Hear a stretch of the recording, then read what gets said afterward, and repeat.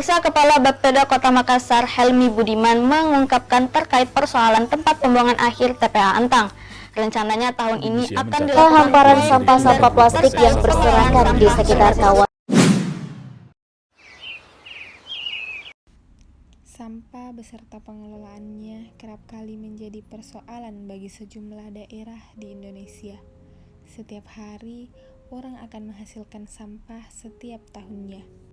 Kementerian Lingkungan Hidup dan Kehutanan atau KLHK mencatat jumlah sampah di Indonesia mencapai 21,88 juta ton pada tahun 2021.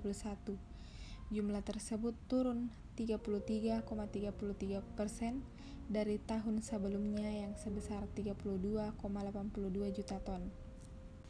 Sejalan dengan urbanisasi, Organisasi Bank Dunia memprediksi pada tahun 2050 timbalan sampah akan mencapai 3,4 miliar ton menumpuk di bumi.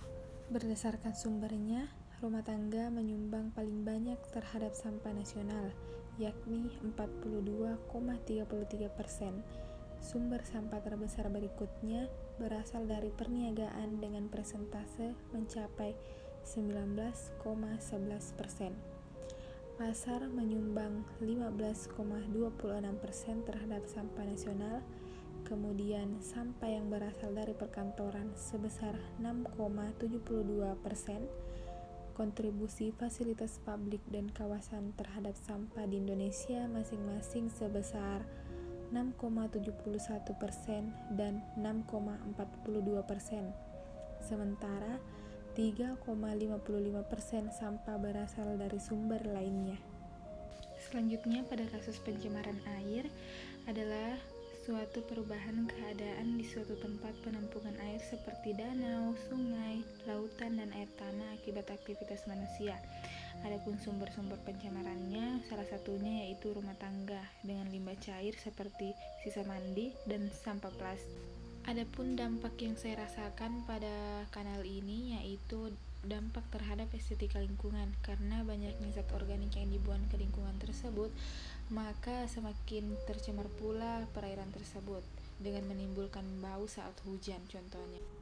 Adapun akibat dari banyaknya sampah, yang pertama itu sungai menjadi tercemar seperti yang ada pada video sebelumnya, dan yang kedua menghambat proses jalannya air tanah sehingga mengakibatkan banjir seperti yang ada pada video ini, yang dimana merupakan video dokumentasi milik saya sendiri. Yang ketiga yaitu mencemari tanah dan menjadikan tanah tidak sehat.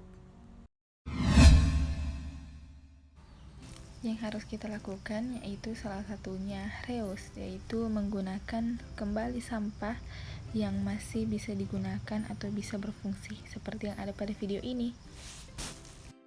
Selanjutnya recycle, di mana dalam video ini saya menggunakan karton bekas untuk dibuat media pembelajaran untuk tugas-tugas saya.